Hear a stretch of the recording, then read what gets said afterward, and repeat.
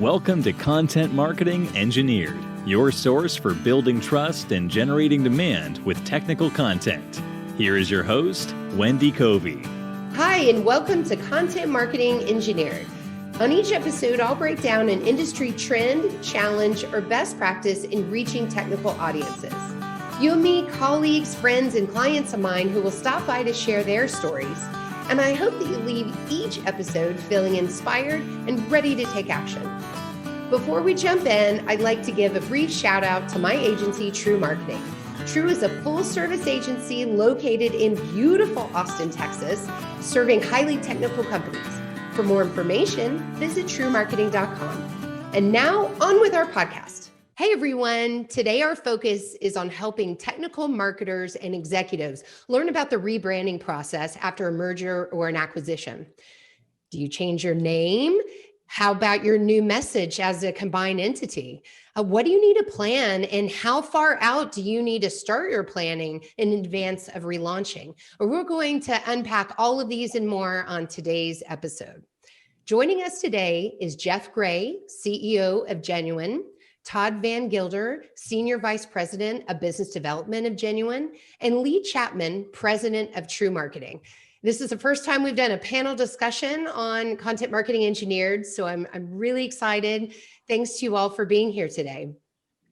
Glad to be here. Having us. Yeah.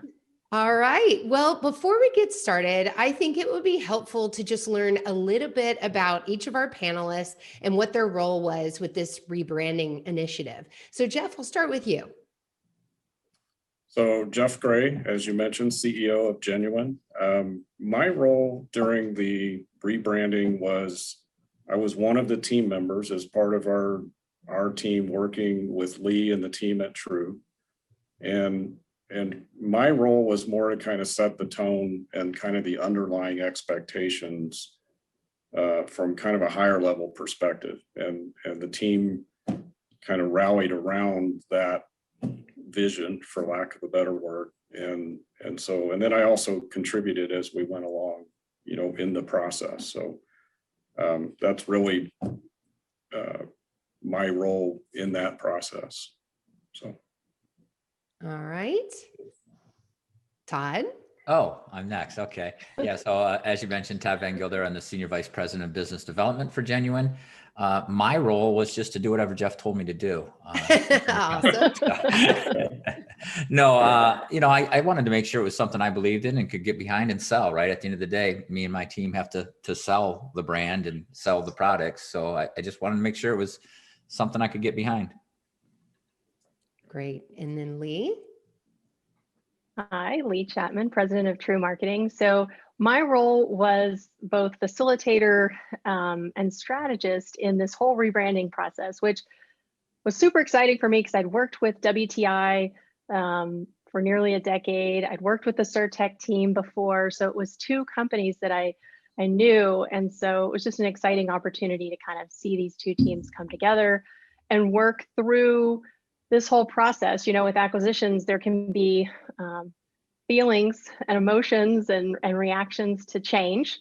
And these teams were so collaborative. So it was just fantastic to work pretty much for a year straight on how to, you mentioned timing, on like how to set this up, how to name them, position them, and finally just a couple of months ago, launch them.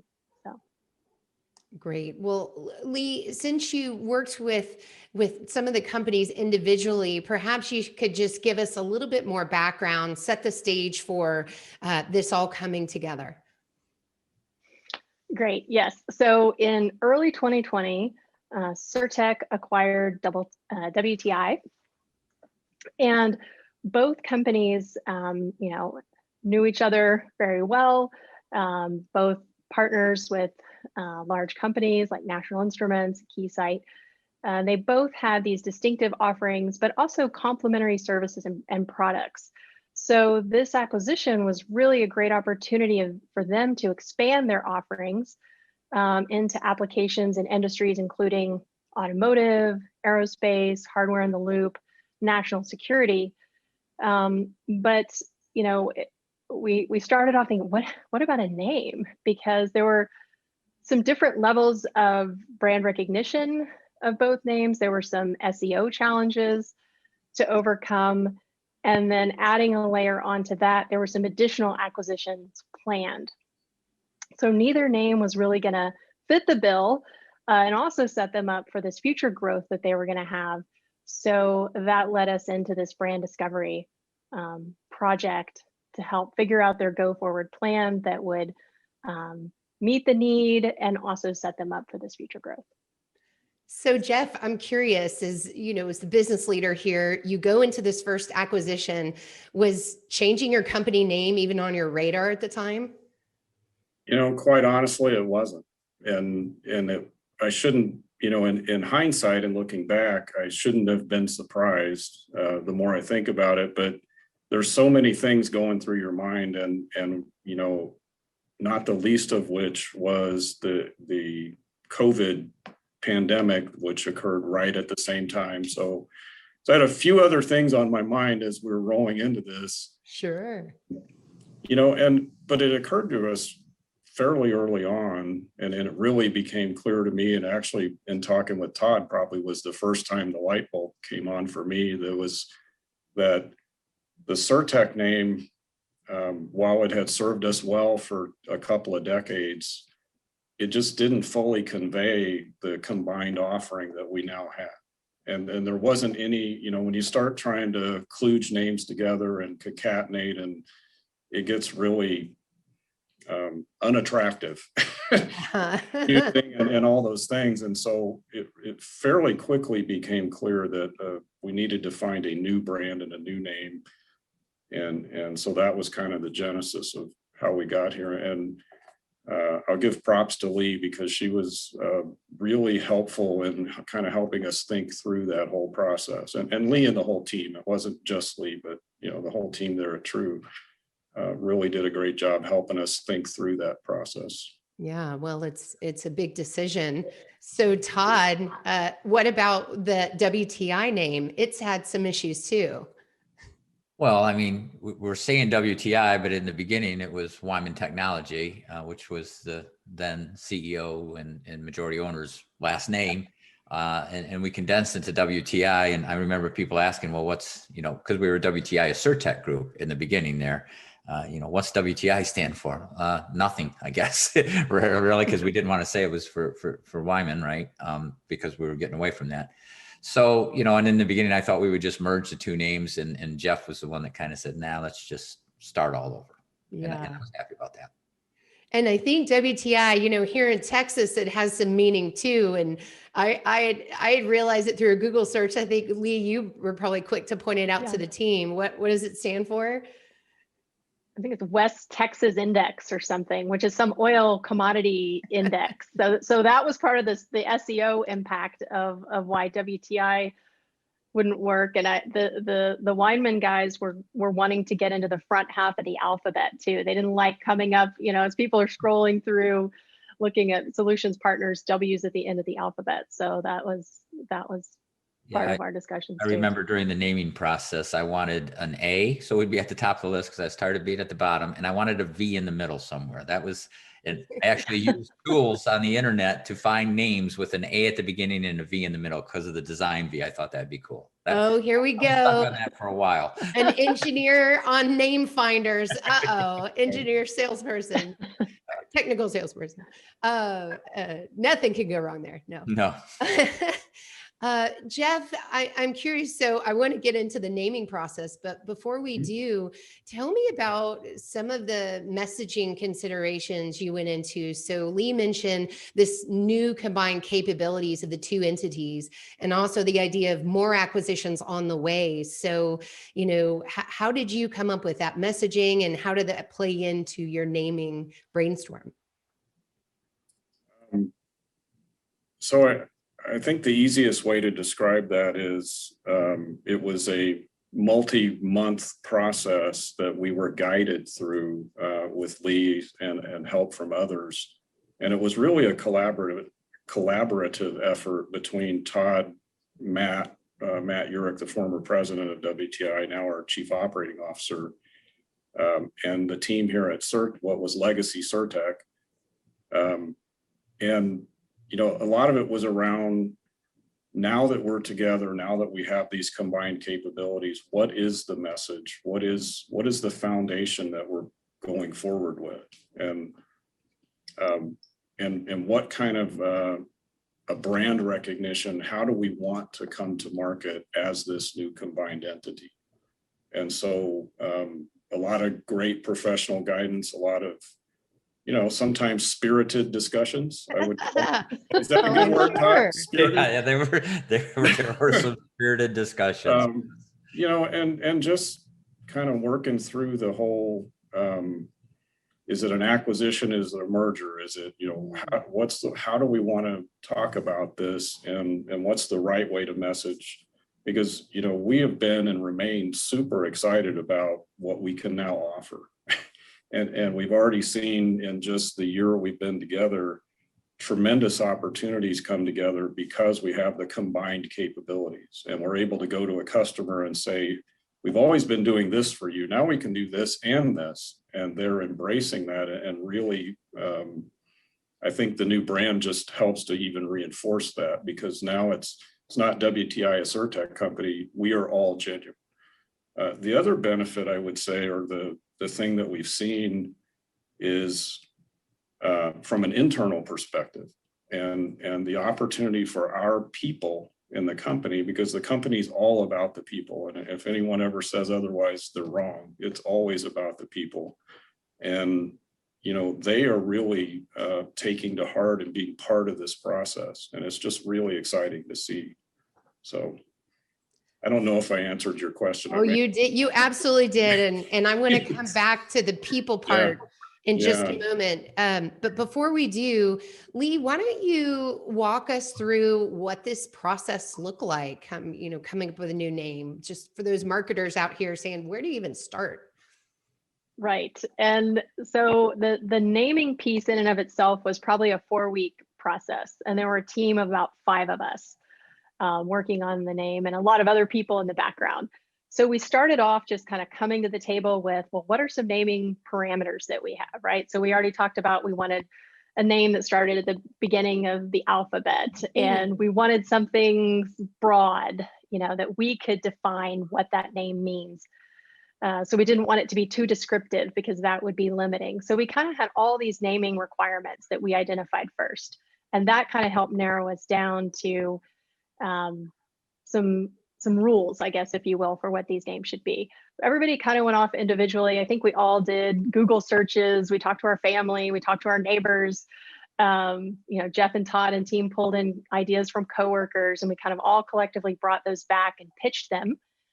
And that was one of the things that was so great about working with this team, again, was just the collaboration, as Jeff mentioned. Everybody was so open.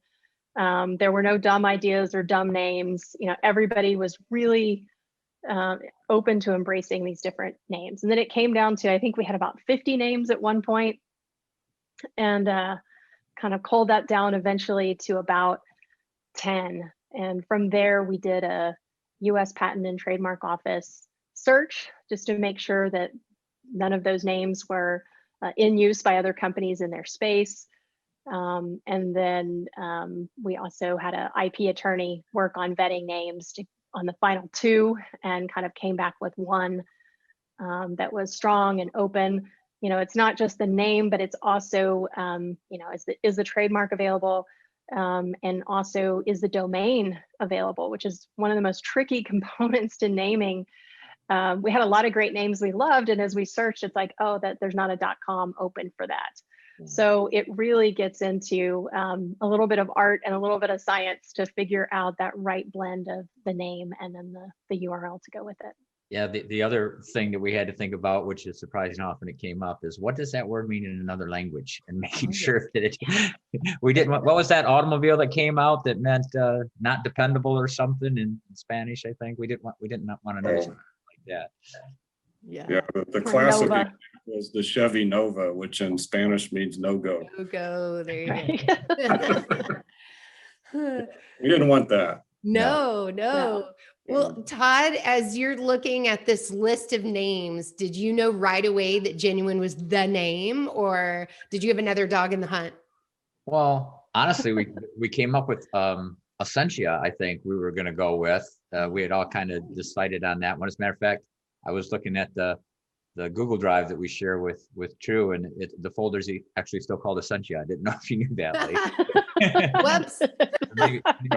maybe think about that. So we were all excited about that, and when that didn't go through, I think for me personally, it took the wind out of my sails a little bit. We're like, oh, I thought we were past this, because it's a lot of work to come up with a name. And when Genuen came out there, I think Bob got it. Our CSO is the one that found that name on some type of name generation. And when I heard it, I didn't love it, but I did not like it. And that's where I was in this journey. I not dislike it. And I think we were all kind of like that. But I was just telling my team the other day, I'm just so happy with the name now. When I see the logo and the way we represent it, and it's just growing on me. It's like Nike. I mean, what was that when it first came out? And then now it's just everywhere. And the colors and brand, I couldn't be happier. Good.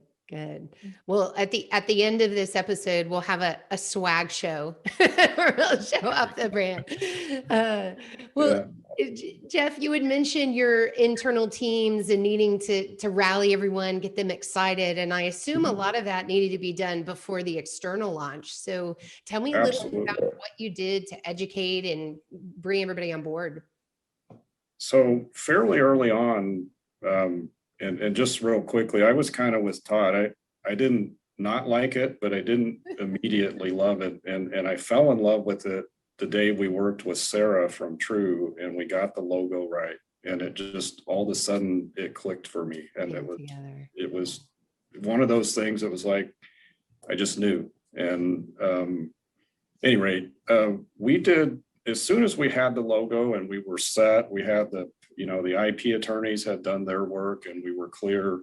We had the domain. I made what was rare in COVID times. I got on an airplane and I flew up to Michigan, and we did a couple of live events we brought our employees into the office and we introduced it to them. So we did a kind of a soft introduction of, hey, we're going in this direction. And that would have been, back in November timeframe.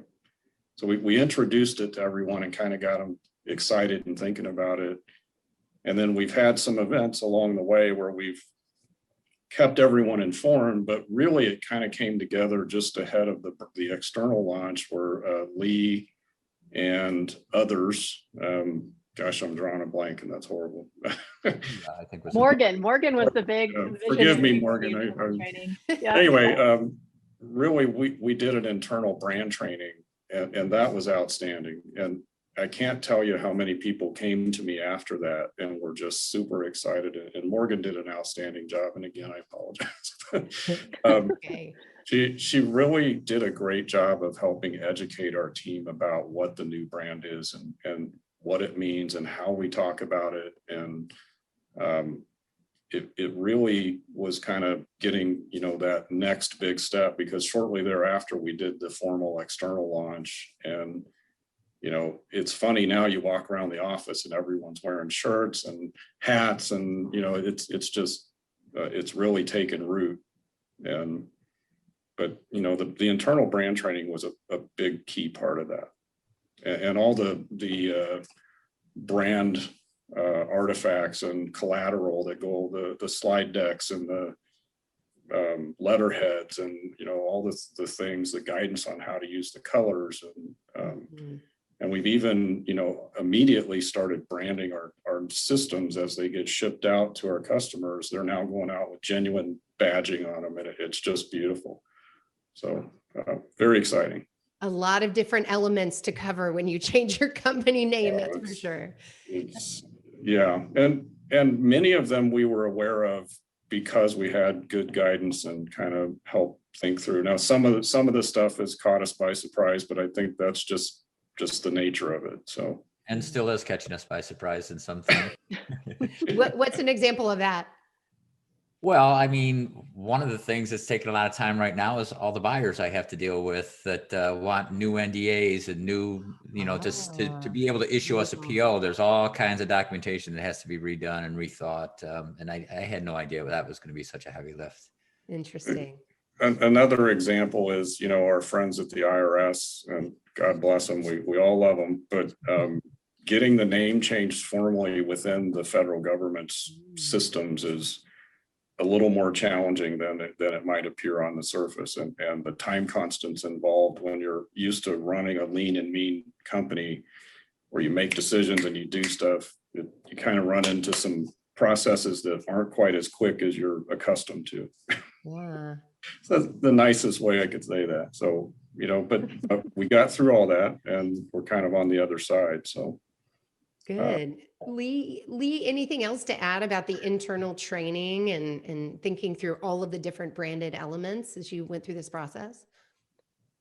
Yeah, I think the biggest thing that's the benefit of the internal training, and Jeff and Todd and the leadership team really saw this, is, you are your brand, right? Your whole team, your staff, anyone who interacts with customers in any way or touches the website or writes your content, they are a brand ambassador. And so they really are the most important audience to get that brand story and message clear with before you go externally. I think everybody gets really excited about the big external launch, but it's really important to kind of stop and take a pause and get centered and aligned internally on what that is, so that everybody feels a part of it too and is really excited and engaged. Like Jeff said, that really kind of caught on, and now everybody's excited to wear the brand, and they feel comfortable telling the brand story in their own words. They know what those kind of key points are, and then they can carry that forward. Yeah, I think one of the things that helped us internally too is Jeff had already made the decision that we were going to run the company based on EOS, the Entrepreneurial Operating System.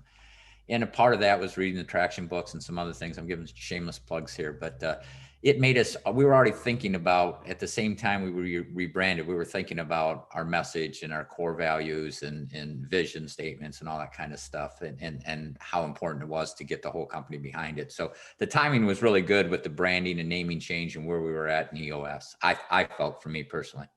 Yeah. Yeah. And we're an EOS house too, so I'll shamelessly plug it with you. Yeah. Well, Todd, speaking of, sharing that message, now that you have launched the brand externally, how are customers responding? What is their initial reaction? Were those difficult conversations to have?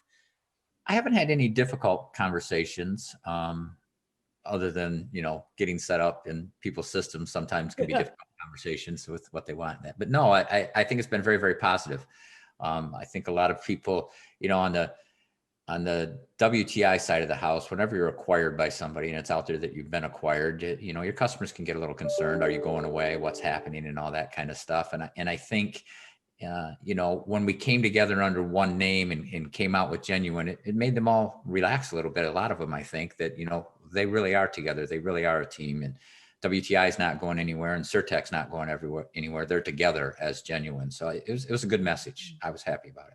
Yeah. So in a way, it sounds like the rebrand gave you an opportunity to interact with customers, an excuse to go in and reinforce your value proposition and just maybe hunt around for new opportunities. Oh, just the name change and the branding and all that is a reason for a touch point with a customer. And anytime you can have a reason to start a conversation, that can lead to an opportunity. Yeah. But in addition to that, in our particular case, because it was also companies coming together, it was also another reason to tell them about our extended capabilities now. We did that initially, but it was another reason to bring it up again. And here's where we can help you as this new branded Genuen thing. So it was very good. Good. Well, I know one of the big deliverables of your rebrand, when we think about external launches, was the website. And you guys have a sizable website, lots of content on it. And I know that was also a merge of two different companies. So anyone want to comment on what that process was like or some of the things you like about your new website? Sure, I'll go. I'll jump in behind you. All right. The website redesign, I think that's one of the things that we all knew when we decided to rebrand would be a heavy lift. Yeah. It was heavier than I thought. There were lots of meetings with lots of people, which makes for lots more meetings because you got lots of opinions and longer conversations and stuff, but we wanted to get everybody's input, and Trew did a great job of segmenting, who was in each meeting about what subject and pillar page and stuff like that. But there's a lot of effort involved there for sure. And, it's live and we're launched, but we're not done. There's still more work. So it's a big effort. Websites are never completely done. They should be a living being, right? I agree. But I love our coloring, and I love the way it looks, and it's clean. I'm very excited. Certainly the Genuen website is better than the WTI or Surtex was, in my opinion. Yeah, substantially better, I'd say. And, from my perspective, we were facing essentially a website redesign, whether we rebranded or not, because we had legacy Surtec website, we had the WTI website, and we were going to have to bring that material together some way. So actually the rebrand, I don't know that there was a lot of incremental effort specifically related to the rebrand, other than reskinning a lot of the content in the new brand. But all that other work had to be done anyway. And so, bringing it to life in a new color scheme with new logos, and we were going to have to do that. So I was pleased and with Todd, it was more effort than I anticipated, but on the backside, looking back, I'm not sure why I thought it would be less. Because you don't know what you don't know. Right? Well, but we had, and particularly WTI and working with Trew the last decade had done a really great job of content creation and building a web presence and a lead generation that, frankly, at Surtec, we had not invested in that to that level or even close. So, we knew there was a big job there. Any way we were going to do this. And so I couldn't be happier with how it's come together. And I know we have some more initiatives in this year and beyond on how we're going to continue to improve and expand on the content. But I feel like we got a really good first cut ready to go and hit the target.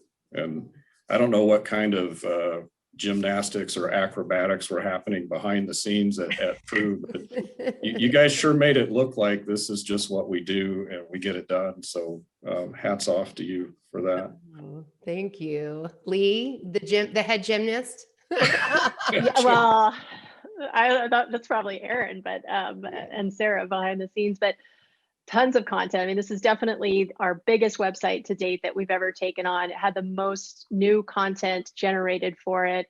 The team really at Genuen really invested the time and energy and effort to do it right. A lot of companies don't do that, and then they end up with kind of a website they're never truly happy with. And so I think this team really bought into, this is going to be a lot of effort up front, but we're taking the time to rename our company, and you only get one opportunity to do that, and it behooves us to do that correctly. And so hats off to them for making that choice. And then there were hundreds of pieces of existing WTI content that needed to be rebranded and templatized, and blog posts. I mean, video content that was created. It was really a full court press. So just absolutely thrilled with the results. And already in the first month since the launch, we've had a 42% increase in web sessions month over month.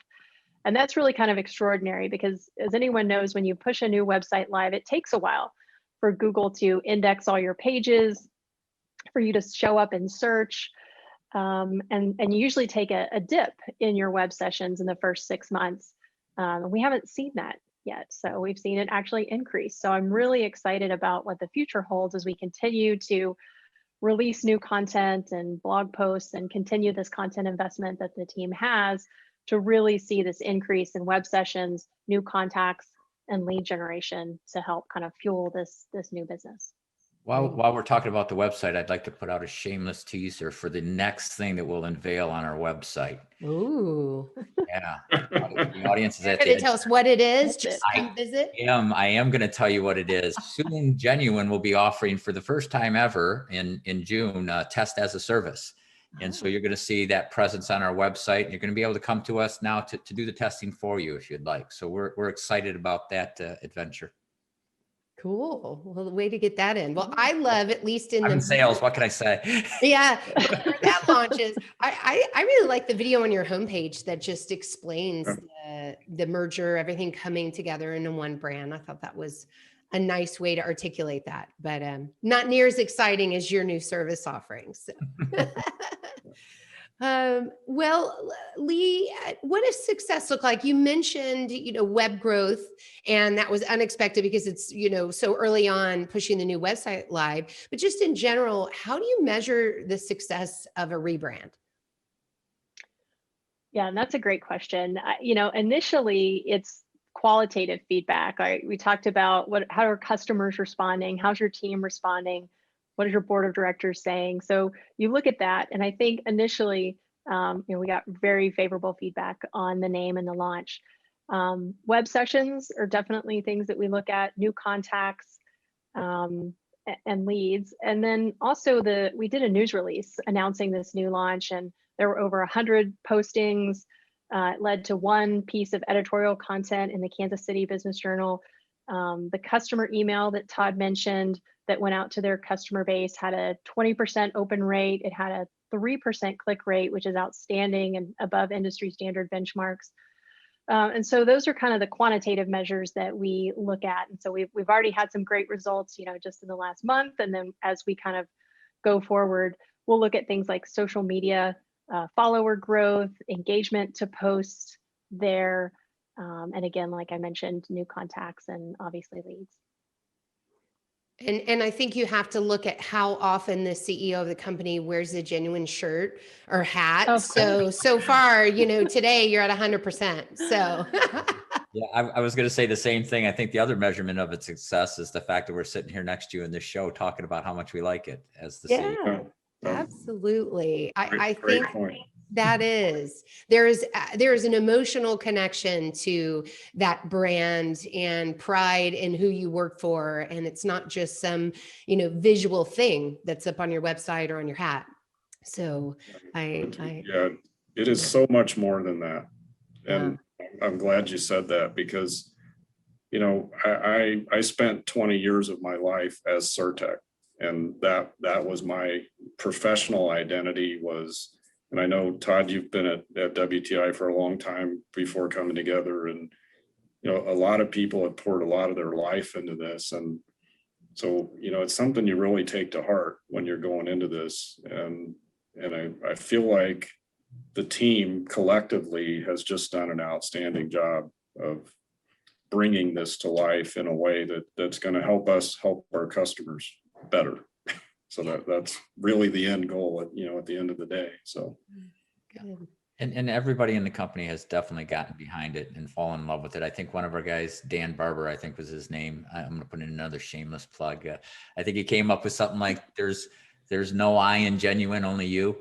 I thought that was Nice. It's all about you. It's all about you. Yes. Oh, that's great. Yeah. Well, as we wrap up here, I thought it would be interesting to hear some parting advice spoken from each of your respective roles. So starting with you, Jeff, as the executive, the CEO of the company, if there's other CEOs listening that are contemplating a rebrand as part of acquisition, what advice do you have for them? Oh, goodness. Well, a couple of things that come to mind, and I won't take too much time here, but one, and I mentioned this a couple of times, don't underestimate the effort, because it is a substantial effort, and not just from a time and attention, but it's an emotional process as well.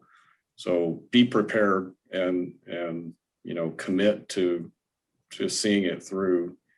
And I think the other thing is to stay open and listen to the professionals that you bring on to help guide you through it, because there's tremendous knowledge and value, and we're really good at what we do, but we don't do what you do. And so we're incredibly thankful to have guidance, and I would argue we're as good or better as anyone in the world that does what we do, and probably better than most. But And I think having a team of similar skill matching up with us to accomplish a task like this. So I would definitely encourage seeking help and support from a capable organization as part of that process. Could you give the audience any references to any companies that might have those capabilities? You might be sponsoring this podcast. I'm not sure. There might be. All right. So Todd, from your perspective as sales leadership in the organization, what is your advice to other sales leaders? Well, the first thing I would say in all seriousness is don't do it alone. Hire somebody that knows what they're doing, that's their day job, right? It's a big and daunting task, and you can't do it by yourself, in my opinion. No, you just said you had an app for this, right? There's no app. Definitely don't do it alone, and don't underestimate it. But the other thing, I'll echo what I said earlier, is it's the marketing and the storefront of a website and all that stuff is its purpose in life, as far as I'm concerned, is to help me sell and my team sell. And marketing has to support what sales is doing, and sales has to believe in what marketing's doing. So, make sure you are happy with the direction that it's going and the vision that's being put in place, because you got to sell it. You're the one out there selling it. So you got to believe in it and fight for it. Yeah. Good advice. All right. So Lee, from a marketer's perspective, parting advice. I think they've all hit on it already, but the planning ahead. I mean, this was a year-long process, so don't underestimate the time investment needed. Buy into it, come with openness to it, and then be an active participant in it, because as Todd just said, it is what you make it and what you want it to be as you carry it forward. So I think all of those things kind of coming together is just a winning combination. Yeah. Great. I would just add on the back end, and I think Lee, you touched on it, is commit to it. And there is no 1 foot in, 1 foot out. It's once you make the decision, and it's like a lot of things in life, it's full commitment, and don't continually second guess. Trust your instincts, trust the people you hire to help you, and drive forward. And then just sit back and watch your ideas take flight. Yeah. Nice. All right. Well, everybody show their branded stuff. All right. So watching the video could see our branded stuff. My hat and my mug. There we go. We're all very proud of our brands. We're all brand ambassadors. Yeah. Yep. Yeah. So for those listening and watching, visit Genuen.com. So Genuen is spelled Genuen, to learn more about the company and check out their new branding and this new service offering coming soon. So that we have a little teaser too as well. So thank you for that, Todd. Well, I appreciate everyone's time today, and I hope those listening learned a bunch about rebranding, and we'll see you on the next episode. Thanks for being here. Thanks for joining me today on Content Marketing Engineered. For show notes, including links to resources, visit trewmarketing.com/podcast. While there, you can subscribe to our blog and our e-newsletter and order a copy of my book, Content Marketing Engineered. Also, I would love your reviews on this podcast. So please, when you get a chance, subscribe and leave me your review on your favorite podcast subscription platform. Thanks and have a great day.